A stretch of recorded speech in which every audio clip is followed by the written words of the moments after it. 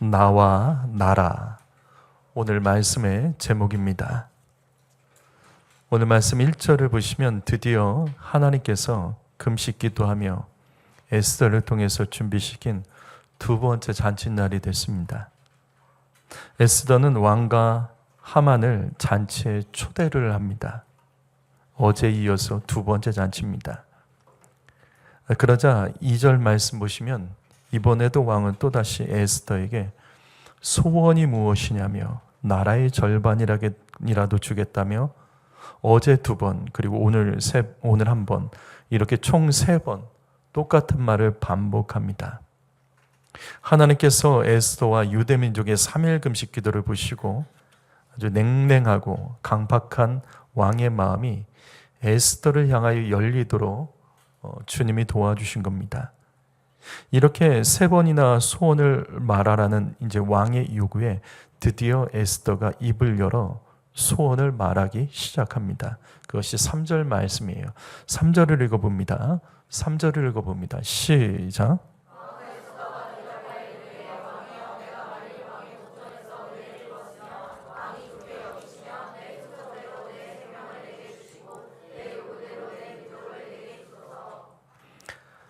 에스더는 왕에게 자신이 왕의 은혜를 입었으니 선하게 여기셔서 나와 내 민족을 살려달라며 이때 간청을 합니다. 우리는 지난 시간에 오늘 말씀을 통해서 첫 번째 말씀을 들었습니다. 감사하는 자가 승리한다입니다. 에스더가 말합니다. 나는 왕의 목전에서 은혜를 입었습니다. 여기 은혜라는 단어가 다른 성경의 일반적인 은혜와 다른 단어입니다. 보통 히브리어로 은혜는 헤세드, 많이 들어보셨을 겁니다. 헤세드라는 단어를 씁니다. 근데 여기는 아닙니다. 여기의 은혜는 아름다운 매력이라는 뜻입니다. 에스더는 왕이 자신을 아름답고 매력 있게 봐주셔서 감사하다라는 그 고백을 하면서 자신의 소원을 말합니다. 여러분 지난 시간 말씀 기억하십니까? 감사는 상대방의 마음을 따뜻하게 하고 또 열어지게 만듭니다. 그래서 사람들은 감사하는 사람을 좋아합니다. 입술에 감사가 많은 사람들은 좋아해요. 반대로 감사하지 않고 계속 투덜거리고 원망하는 사람들은 절대 좋아하지 않습니다. 지난주일 맥주 감사절 시간에도 말씀드렸습니다. 감사하면 사랑받습니다. 사람들은 감사하는 사람에게 사랑을 베풀어 주기를 원합니다. 에스더가 왕의 호의에 교만하지 않고 엎드리며 감사했기 때문에 에스더는 더 사랑받았고 교만했던 하만을 이길 수 있었던 겁니다. 오늘은 두 번째 말씀드립니다. 성도는 나라 사랑에 힘을 써야 됩니다. 우리는 오늘 말씀을 통해서 나라 사랑에 대해서 다시 한번 생각하고 결단을 해야 됩니다. 왕의 은혜를 받고 에스더가 이렇게 간청합니다. 내 소원은 내 생명 살려주시고 내 나라와 민족도 살려주십시오. 에스더는 자기 자신과 나라를 분리하지 않았습니다. 내가 곧 나라이고 나라가 곧 나라고 말합니다. 나의 조국과 민족이 살아나는 것이 내가 사는 것이다. 이것이 되지 않으면 나는 죽으면 죽겠다. 그 고백으로 에스더가 여기까지 온 겁니다. 결국 나의 동족 유대 민족을 살려달라며 왕에게 지금 애원하는 말씀입니다. 성도 여러분, 나라를 사랑해야 됩니다. 나랑 무슨 상관이야가 아니라 나와 나라를 동일시 여기는 믿음이 있으셔야 됩니다. 나라가 없으면 나도 없고 여기 교회도 존재할 수 없습니다. 나라가 힘이 없으면 나의 가정과 나도 힘이 없습니다. 나와 내 가정, 우리 교회는 모두 대한민국이라는 이 나라 안에 존재합니다. 그래서 나라를 사랑하는 것은 우리 자신과 내 가정과 교회를 사랑하는 것입니다. 출애굽기 19장 5절과 6절 말씀 읽어봅니다. 시작.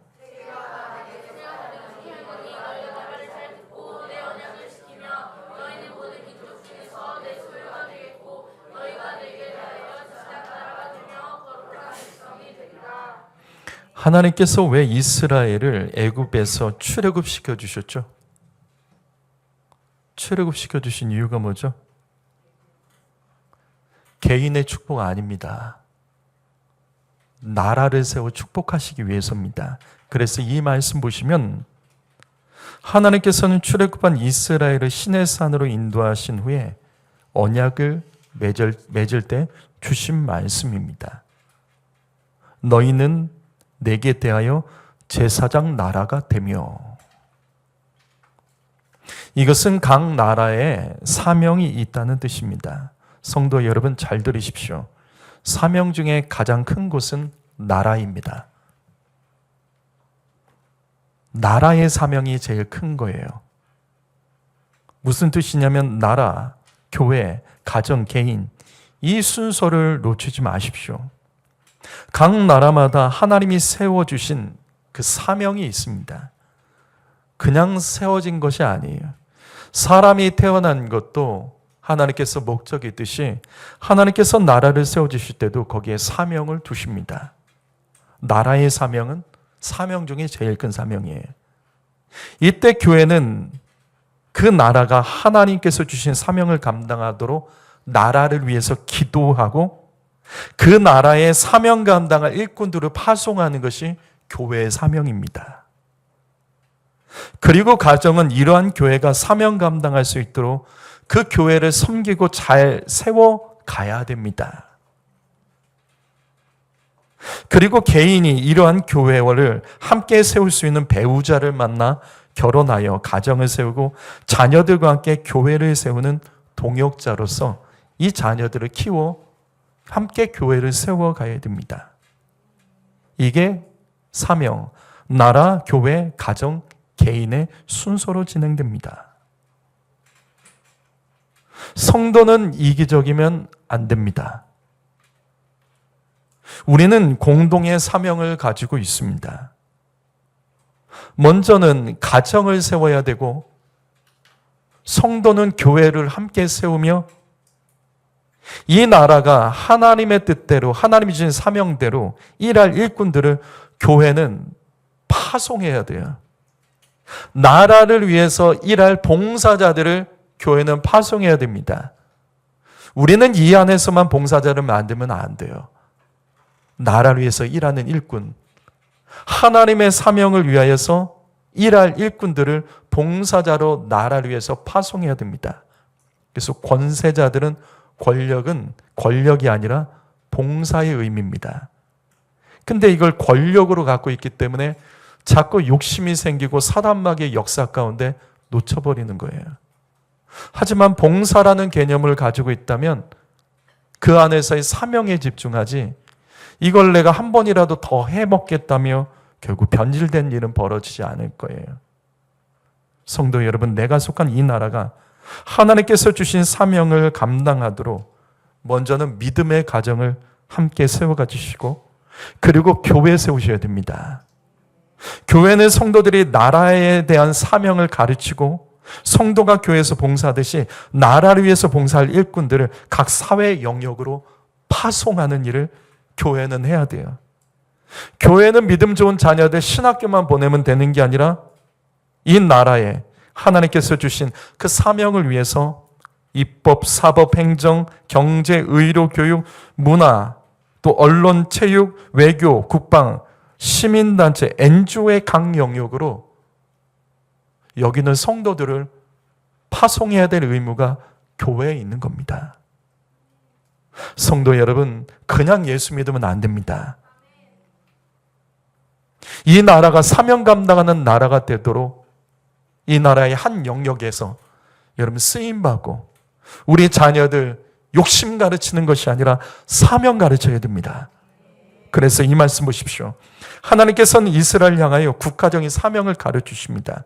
그것은 바로 너희는 제사장 나라다. 이스라엘은 제사장 나라가 되어야 된다. 온 땅을 예배하는 나라가 되게 해야 된다. 온 땅에서 이스라엘이 예배하며 다른 나라들이 예배하도록 너희는 그 사명을 갖고 나가야 됩니다. 성도 여러분, 그런데 이 사명은 대한민국을 향해서도 동일하게 주신 사명이라는 것을 깨달아야 됩니다. 대한민국은 제사장 나라 되어야 됩니다. 하나님께서 현재 제사장 나라의 사명을 감당하지 못한 이스라엘을 대신하여 우리 대한민국을 통해서 한국교회의 성령의 불과 부흥을 허락하셨죠.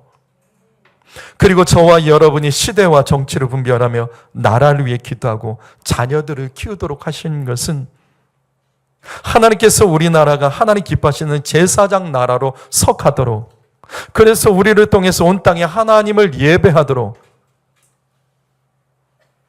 복음이 전파되도록 주님께서는 그런 나라가 되도록 이 나라 가운데 하나님께서 복을 주셨죠. 여러분, 한류, 이거는 문화의 영향력이 아니에요. 이건 선교의 도구입니다.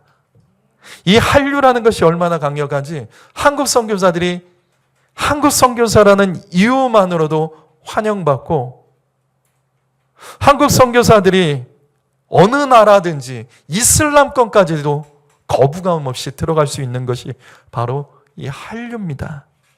뺏기면 안 돼요. 기도해 주세요. 하나님이 이 한류에 복음이 심어지게 하소서.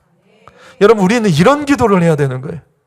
국가적인 영향력, 경제력, 이 모든 것들을 하나님께서 우리에게 주신 그 이유는 제사장 나라로서 어느 나라에 가서 이제 복음 전하라고 주신 축복입니다. 제가 이거 여러 번 말씀드렸죠.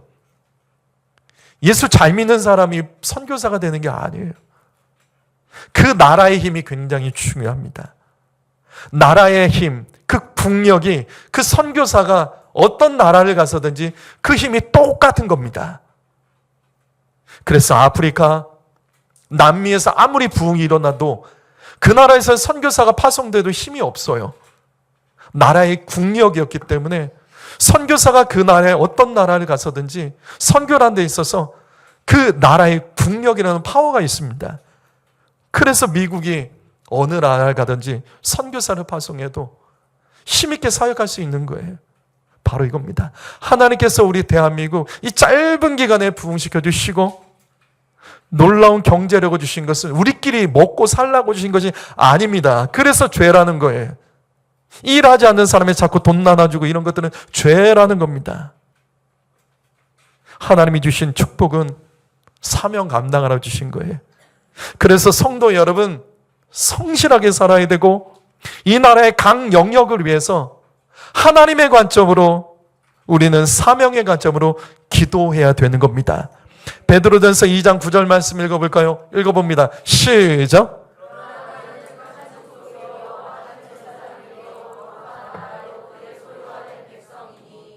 하나님은 우리를 부르실 때 언제나 공동체, 가장 크게는 나라로 부르십니다. 너희는 택하신 족속이요. 우리는 이 말씀에서 하나님의 음성을 들어야 됩니다. 우리는 하나님이 택하신 족속, 민족이 되어야 되는 줄 믿습니다. 이 나라는 하나님이 택하신 족속이 되어야 됩니다. 주님 말씀하셨죠. 너희는 택하신 족속이라고. 주님, 이 나라가 하나님이 택하신 족속되게 축복해 줍소서. 우리는 말씀을 이렇게 바꿔가며 기도해야 되는 겁니다. 하나님께서는 또 믿는 성도들에게 너희 자신이 민족과 나라가 되어야 된다고 말씀하세요.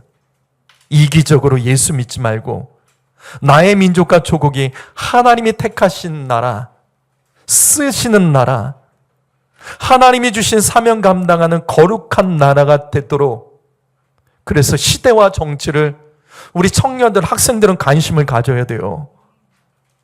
나라를 위해서 기도하며 에스더처럼 나라를 살리고 세우는 일을 위해서 쓰임 받아야 됩니다. 지난 시간 말씀처럼 에스더서는 페르시아에서 남은 유대인들의 이야기예요. 에스더서는 그 시작이 사실은 우울한 말씀이에요. 페르시아의 초대왕 고레스가 70년간 바벨론 포로 생활하던 유대 백성들을 모두 고향이었던 그 예루살렘으로 자유롭게 돌아가라. 가서 너희의 무너진 그 나라를 세우라고 법을 세워 그들을 보냅니다. 그런데 문제는 유대인들이 안 가요. 여기 4만 9,897명만 예루살렘으로 돌아갑니다. 나머지는 그냥 페르시아에 살아요. 왜냐하면 지난 70년간 유대인들이 부지런하거든요. 그래서 페르시아에서 살면서 정착을 하고 안정된 삶의 기반을 만들었던 겁니다. 이거 버리고 예루살렘에 가서 성전을 재건하고 예루살렘 도시를 재건하는 일은 힘든 겁니다. 자신의 그동안 벌어왔던 재산들을 다 퍼부어야 했고 수고해야 됩니다. 그래서 약 5만 명만 가고 나머지는 페르시아에 남아서 안정된 삶, 잘 먹고 잘 사는 선택을 합니다.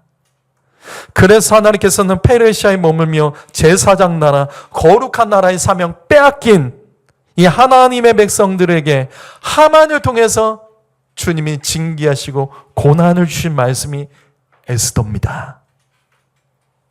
그래서 에스더는 배경을 잘 알아야 돼요. 에스더 3장 12절과 13절을 보십시오. 하만이 페르시아에 남아있던 유대인들을 죽이는 법안의 내용을 보세요. 결국 뭡니까? 재산 빼앗는 겁니다. 그들이 가진 재산 빼앗는 겁니다. 그만큼 풍성하게 잘 살았던 겁니다. 남들이 시기할 정도로. 즉 에스더에게 하만을 통해서 고통받던 유대 민족들을 나라를 세우는 사명을 감당하지 않아서 이 같은 고난을 당한 것을 우리는 이 에스더 말씀을 통해 볼 수 있는 겁니다. 성도 여러분, 사명이 이렇게 중요한 거예요. 나의 인생과 가정을 위해서 예수 믿고 복을 구하면 안 됩니다. 주님, 내 가정, 내 자녀 복 주옵소서. 이건 안 됩니다. 이거는 사명에 빠져 있는 거예요. 성도 여러분, 기도는 사명이 들어있어야 됩니다. 하나님, 대한민국이 제사장 나라, 거룩한 나라 되도록 나의 인생과 가정을 사용해 주옵소서. 이 일을 위해 주님 나에게 복을 주옵소서. 이게 맞는 기도예요. 열방과 세계 선교를 해서 기도하는 성도님들 계십니까? 그렇다면 먼저 대한민국이 선교적인 사명을 감당하는 나라가 되도록 주님, 내가 가겠습니다가 다가 아니라 하나님, 이 나라가 선교한국의 사명을 감당하도록 나와 내 교회에 복을 주옵소서. 우리 그렇게 기도해야 됩니다. 오늘 우리는 우리의 기도 가운데 사명에 빠져 있는 것은 없는지, 내가 구하지만 정말 구하는 이유와 목적은 무엇인지 돌아보며 사명을 위해 구하는 저와 여러분 모두가 되기를 주님의 이름으로 축복합니다. 그래서 기독교는 호국 종교입니다. 기독교는 언제나 나라를 세워요. 나라를 강하게 만듭니다. 교회는 나라를 위해서 기도하고 나라를 말씀대로 세우는 사명으로 감당하며 그 나라를 건강하게 세워갑니다. 그래서 우리나라가 일제 통치를 받을 때 그것을 저항하며 외쳤던 3.1 독립운동을 아시죠? 3.1 만세운동을 아시죠? 이때 민족대표 33명이 있어요. 33명 중에 16명이 기독교인입니다. 근데 당시 우리나라의 기독교 인구는 1.5%예요. 1.5%의 기독교인들이 이 3.1 운동을 준비했습니다. 어디서 준비했냐면 교회에서 준비했습니다.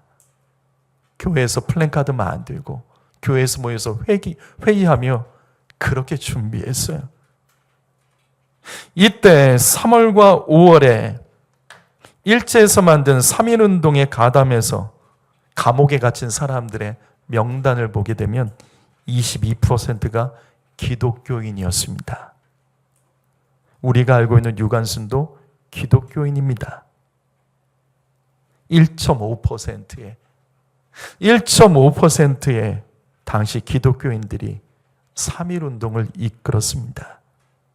대한민국의 독립을 위해서, 자유를 위해서 교회가 앞장섰다고요.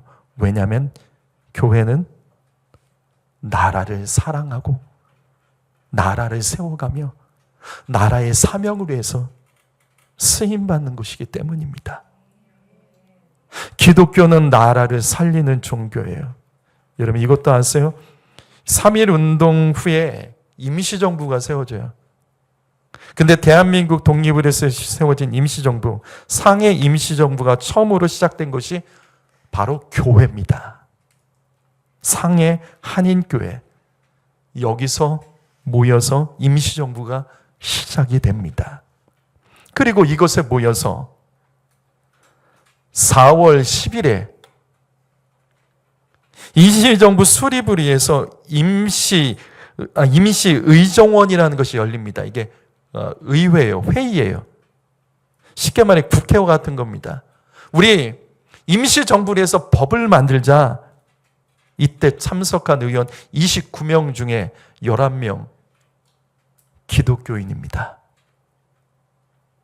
기독교인을 중심으로 이 나라가 최초의 임시정부에서 법이 만들어져요. 그래서 놀라운 일이 벌어집니다. 이때 임시정부의 헌법이라고 할 수 있는 대한민국 임시헌장이라는 것이 만들어져요. 이게 임시정부의 헌법이에요. 처음에 만들어진 이 헌법의 선서문의 마지막에 뭐가 들어있는지 아세요? 이게 들어갑니다. 우리가 흘리는 한 방울의 피가 자손만대의 자유와 복영의 값이요. 신의 나라의 건설에 귀한 기초이니라. 여기 신은 하나님이죠. 이게 임시정부의 헌법, 가장 최초의 헌법의 선서문에 들어갑니다. 선서문이요. 그러면 조항이 있겠죠. 그 조항 중에 또 놀라운 게 있어요. 7조가 나옵니다. 7조 이 내용이 있어요. 대한민국은 신의 의사에 의하여 건국한 정신을 세계에 발휘한다. 이 나라가 세워진 것, 대한민국, 우리나라 임시정부의 지도자들은 대한민국을 하나님의 뜻대로 세웠다라고 말하는 거예요. 이건 여러분이 유튜브 가서 찾아보고, 인터넷 가서 찾아보면 다 나옵니다. 그대로 나와요.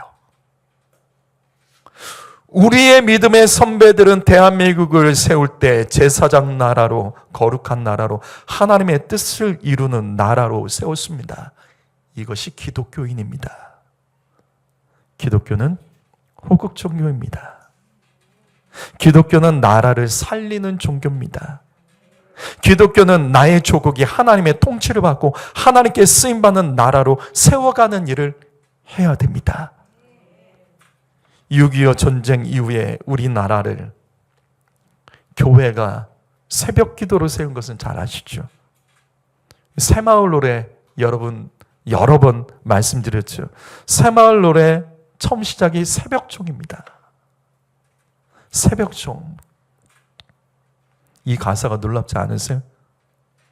동네마다 새벽종이 어디 있냐고요? 동네마다 종이 어디 있냐고요? 예전 교회는 동네마다 교회에 종탑이 있었습니다. 종을 울리면 성도들이 새벽 기도 시간 됐구나. 그래서 준비해서 새벽 기도를 나오는 거예요. 여기에 얹어서 바로 새마을 운동이 시작된 거예요. 성도들이 교회의 헌금을 통해서 각 지역에 가난한 사람 도왔고 교회마다 예전에는 야학이 있었습니다. 야학. 공부 못한 사람들에 의해서 학교가 있었다고요.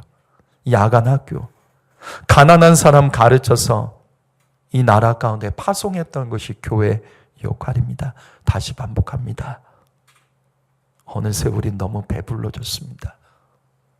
많은 것을 가지고도 감사할 줄 모르고 불평하고 거룩한 흉내는 내지만 거룩의 능력이 없는 것이 우리의 모습 아닌가요? 난 그렇게 제일 안타까워요. 교회에서 나는 싸우고 교회에서 짜증내는 게 제일 안타까워요.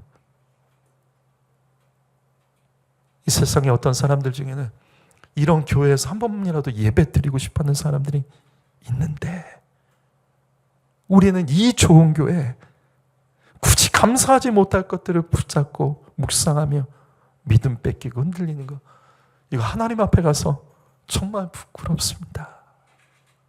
부끄러운 거예요. 사랑하는 성도 여러분, 교회를 세우고 나라 사랑하셔야 됩니다. 이건 우리의 사명이에요. 우리의 자녀들이 이기적으로 예배하지 않도록, 교회를 이용하지 않도록 이렇게 교회를 세워가며 사명 가지고 이 나라를 하나님께 올려드리도록 우리 그렇게 좀 더 낮아진 자세로 예수 믿어야 될 줄 믿습니다. 그래서 저는 오늘 3절 말씀에 에스더가 페르시아 왕 앞에서 고백했던 이 말이 너무 은혜스럽습니다. 왕이여, 나를 살려주시고 내 나라 내 민족도 살려주십시오. 내 나라 죽이려면, 내 백성 죽이려면 나도 죽이십시오. 내 민족과 조국이 사는 것이 내가 사는 것입니다. 아니면 죽으면 죽겠습니다. 성도 여러분, 나라를 위해서 기도해야 됩니다. 그것이 나를 위한 기도입니다. 우리 교회는 낙태죄, 동성애, 신사참배, 공산주의, 사회주의, 인본주의, 국가의 지도자들을 위해서 기도하는 교회입니다. 국가의 죄를, 지도자들의 죄들을, 우리의 선배들의 죄를 회개하며 부르짖어 기도하며 이 나라가 하나님의 뜻대로, 하나님께서 세우신 목적대로 쓰임받기를 구하는 교회입니다. 이 일들 멈추면 안 돼요. 이거 자녀들에게 가르쳐서 이 교회가 계속해서 그 사명을 감당하며 그렇게 우리의 자녀들을 세워가는 교회가 되어야 됩니다.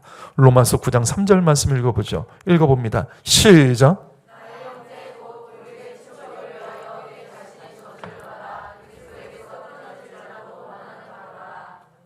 바울은 이방인의 사도라는 별명이 있습니다.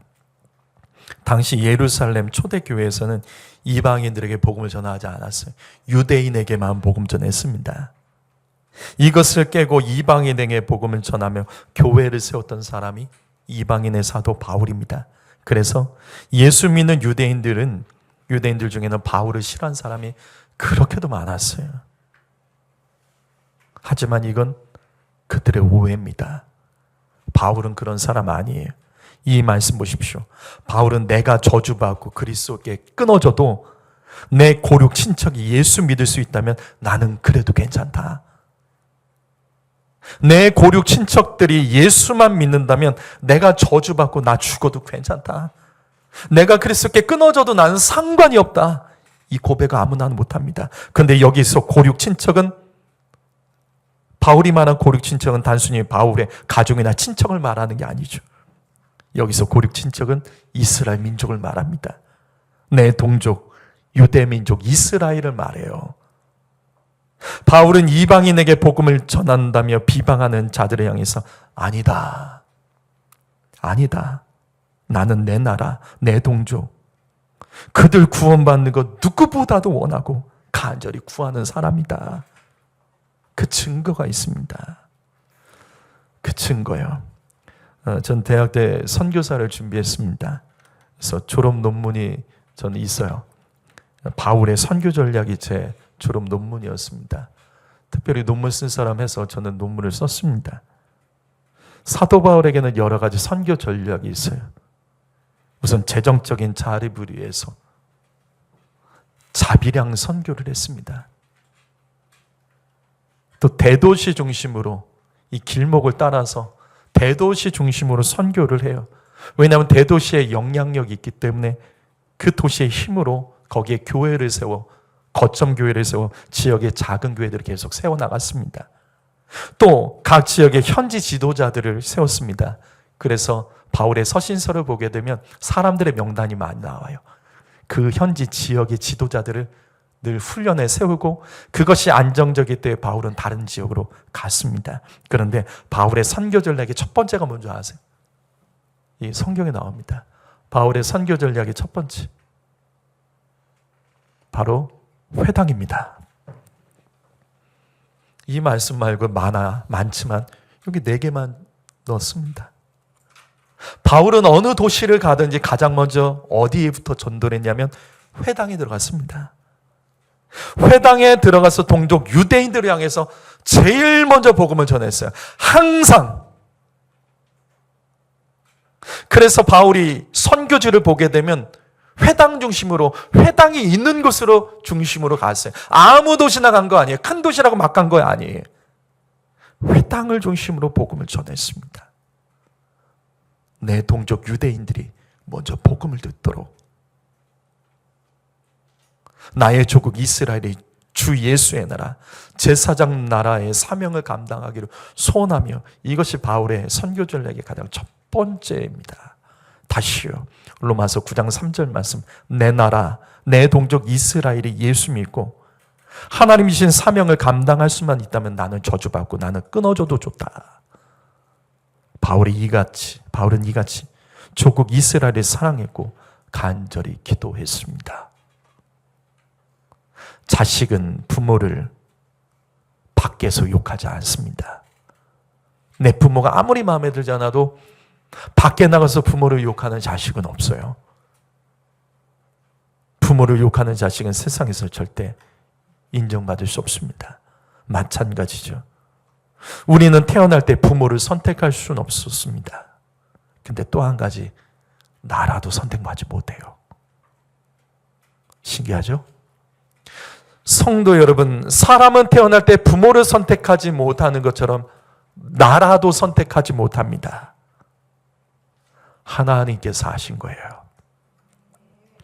교회는 선택할 수 있어요. 그러나 나라는 선택할 수 없습니다. 그렇다면 거기는 하나님의 뜻이 있죠. 왜 이 땅에 태어났을까? 내가 북한 사람들보다 뭐 잘한 게 있어서 나는 여기 태어나고 그들은 거기 태어나서 그 고생을 하는 것인가? 사명으로 보셔야 됩니다. 우리가 이 나라에서 해야 될 사명이 있기 때문에 그런 거예요. 이 나라가 사명 감당하려면 먼저 내 자신이 사명이 있어야 되고, 가정이 세워져야 되고, 교회가 세워져야 됩니다. 그 교회를 통해서 이 나라가 사명 감당하는 나라가 되도록 기도하고, 사람들을 이 국가의 각 영역에 파송해야 된다고요. 성도 여러분, 하나님이 주신 대한민국의 사명은 건국의 아비들을 통해서 통일한국, 선진한국, 선교한국입니다. 통일한국과 선교한국, 그러나 이거 감당하려면 선진한국이 돼야 되는 거예요. 잘 살아야 돼요. 지지리도 못 살고 가난에 쩌들어 있는 나라가 아니라, 다른 사람들, 다른 나라, 어려운 나라들이 먹을 것을 주면서라도 복음을 전할 수 있는 나라, 구걸하는 나라가 아니라 그런 힘 있는 나라가 되어야 된다는 거예요. 여러분, 부탁드립니다. 하나님의 뜻대로 살기를 원하신다면 우리 잘 살아야 돼요. 난 그냥 이대로 만족해가 아니에요. 예수 믿는 사람은 그냥 이렇게 말해도 이해해 주십시오. 가난을 죄로 여겨야 돼요. 가난하면 못해요. 할 수 있는 게 없어요. 하나님께서는 우리를 가난하게 하신 분이 아니십니다. 우리는 가난하지 않고 이것보다 더 나을 수 있는 기회들이 얼마나 많았어요. 많았습니다. 많았습니다.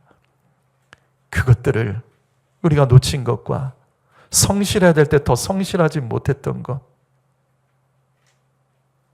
우리 그거 회개하면서 하나님이 주신 이 나라가 선진왕국으로서 통일왕국과 선교왕국의 사명을 감당하도록 여러분, 우리 더 성실하게 일하며 우리의 삶에 하나님의 복을 정말 열심히 구하며, 구하세요. 구하는 거 나쁜 것 없습니다. 구하는 거 절대 나쁜 건 아닙니다. 구하세요. 저도 구하잖아요. 정말 여러분 많이 구합니다. 사랑하는 성도 여러분, 나 자신을 위해서가 아니라 국가적인 사명을 위해서, 선교왕국, 통일왕국의 사명을 위해서 열심히 우리 살고 성실하게 살고 늘 감사하고 늘 하나님의 뜻을 쫓아 살아가는 저와 여러분 되기를 주님의 이름으로 축복합니다. 기도하겠습니다.